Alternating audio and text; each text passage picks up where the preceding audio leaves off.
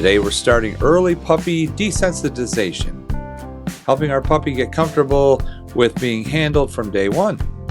These short positive moments build confidence, reduce fear, and set the foundation for a calm, well-adjusted dog. Let's get started.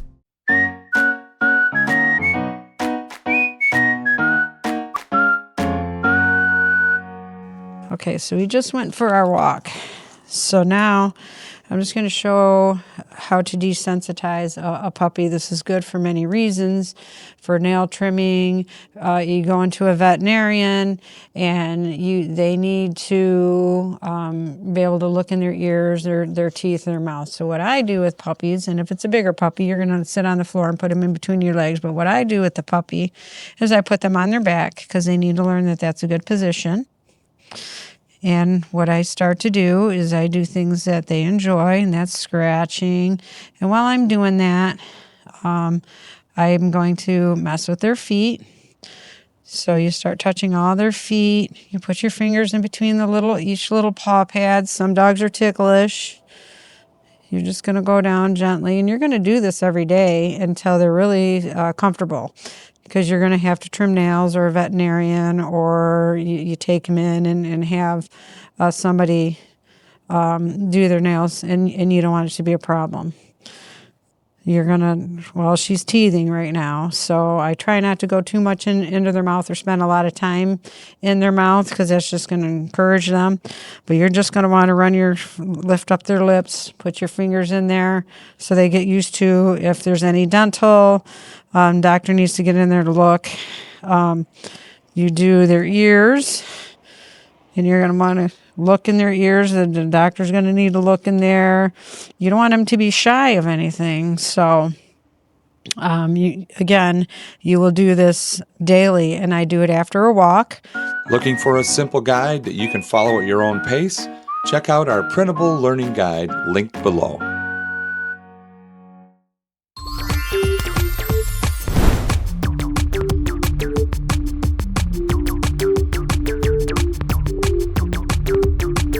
Desensitizing your puppy by putting your fingers into their feet.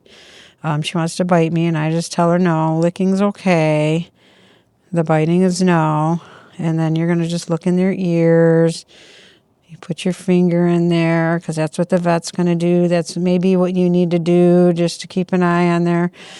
And you're just going to make it enjoyable and relaxing. A lot of times they'll end up going to sleep. Just rub their paws, and so in the future, this exercise is extremely valuable to a vet, a groomer, yourself, and that's all you're going to do. She's teething right now, so we're going to go through some little bit of biting. So again, just lift up their lips. Put your finger in there. Just lift up. The vet will want to see in there. And don't, just as they're learning, you're just going to be real brief and quick about it. Rub their belly. Because this is all great information for a doctor, a vet, yourself, to make sure that there's, no fleas, bumps, anything. You're going to want to be able to get to these areas. Grooming. And for her, she's not having a fit at all. It's a way to clean her eyes, get the gook out of there. When she wants to bite like that, I just move to another area. She'll stop doing that once she's through with teething. And, flip her ears.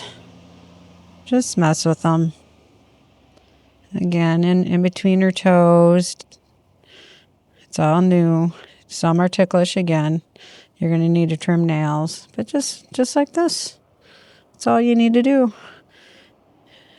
And being on their back is a good position. If it's an older dog or a dog that you just rescued and they don't like to be on their back, you'll start with them on their side where it's a less vulnerable position. And then, eventually you're just going to do the same thing, but on their side. Just let them get used to your hands and trust. And then eventually they'll be in a great, once they start to trust you, you'll be able to flip them over like this. So she's licking. Licking's okay. When she bites, I'm just going to pull my hand away. If she had a tail, you would rub your hand along her tail. And that's a real big thing, because when you're walking your dog, kids love to grab dogs' tails. They like to run up behind, and so again, if she had a tail, but she's got a little stump here, so I'll mess with that. Again, because the vet may need to do a temperature or something, so that requires lifting the tail. So yes.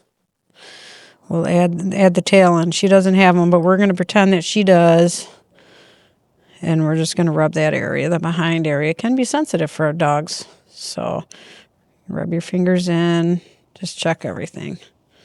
And again, this is also part of desensitizing, teaching them to stand. While you touch them.